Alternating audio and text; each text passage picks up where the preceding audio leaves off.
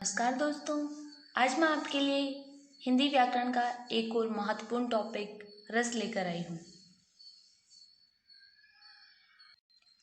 आज की इस वीडियो में हम 11 रसों के बारे में तथा उनके स्थायी भावों के बारे में जानेंगे।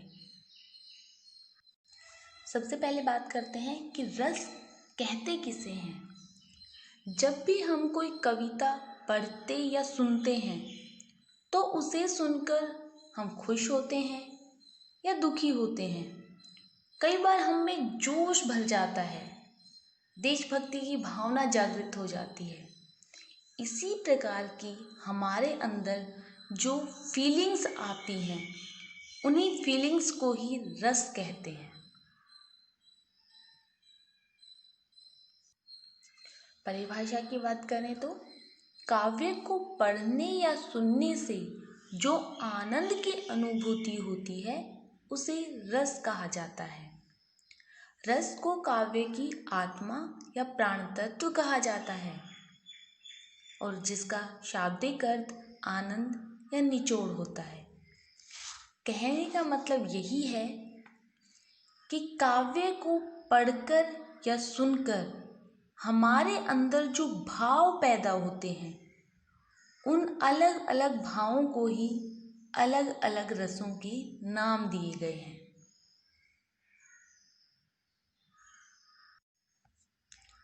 आचार्य भरत मुनि के अनुसार विभावानुभाव व्यभिचारी संयोगादृश्य निष्पत्ति, जिसका अर्थ होता है विभाव, अनुभाव तथा व्यभिचारी भाव के सहयोग से रस की निष्पत्ति होती है। अब बात करते हैं रस के कितने प्रकार होते हैं। आचार्य भरत मुनि ने 8 रसों का उल्लेख किया है, जिनमें है श्रृंगार रस, हास्य रस, करुण रस, रौद्र रस, वीर रस, भयानक रस, विभत्स रस एवं अद्भुत रस। इसके बाद आचार्य मम्मट और पंडितराज जगन्नाथ ने रसों की संख्या 9 मानते हुए उसमें एक और रस को शामिल कर दिया और वो है शांत रस। इसके बाद आचार्य विश्वनाथ ने वात्सल्य को 10वां रस माना है। रूप गोस्वामी ने मधुर नामक 11वें रस की स्थापना की, जिसे भक्ति रस के रूप में मान्यता मिली।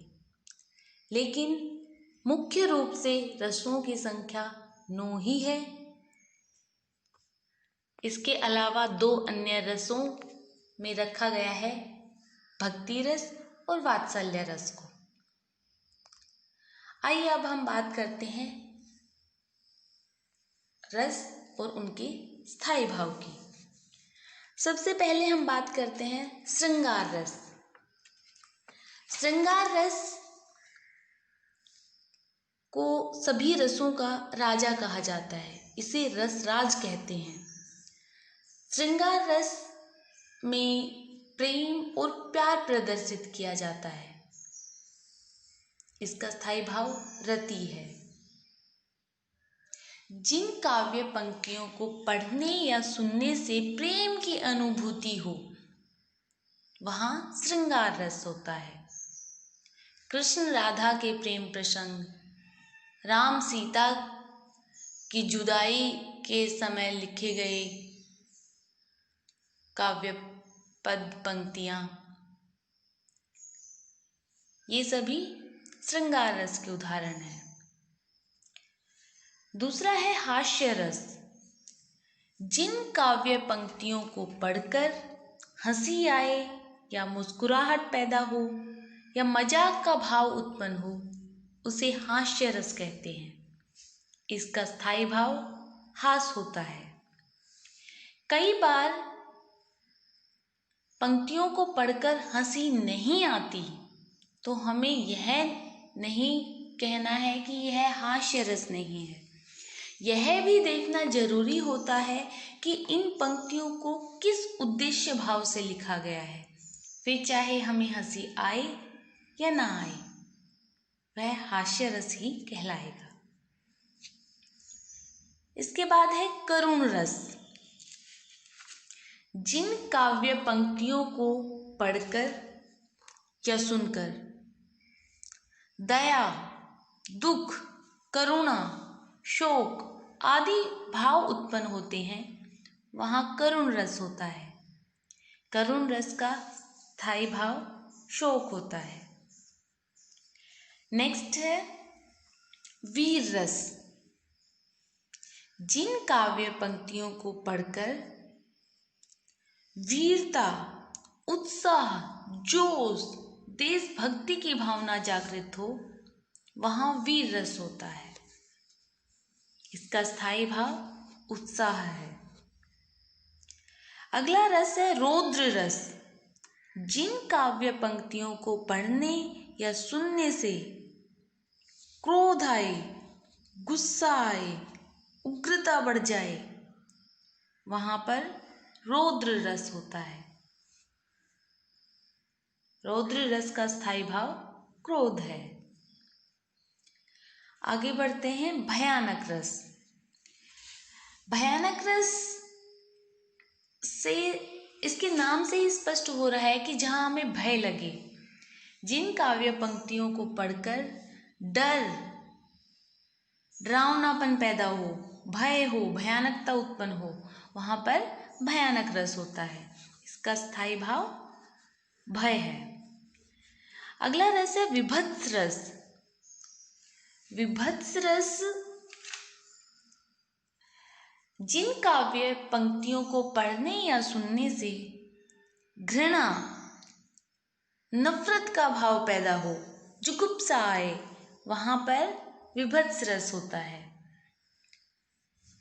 जैसे हम बोलते हैं ना, कुछ हमें अच्छा नहीं लगता तो हम बोलते हैं छी छी, हाँ कितना गंदा है, तो वहाँ विभत्स रस होता है और इसका स्थायी भाव जुगुप्सा है। अगला रस है अद्भुत रस। जहाँ पर हैरानी पैदा हो, जिन काव्य पंक्तियों को पढ़ने या सुनने से विस्मय, हैरानी, आश्चर्य पैदा हो, वहाँ पर अद्भुत रस होता है। अद्भुत रस का स्थायी भाव विस्मय है। अगला रस है शांत रस। जिन काव्य पंक्तियों में उपदेश दिया गया हो, समझाने का भाव हो, ज्ञान दिया जा रहा हो, वहाँ पर शांत रस होता है।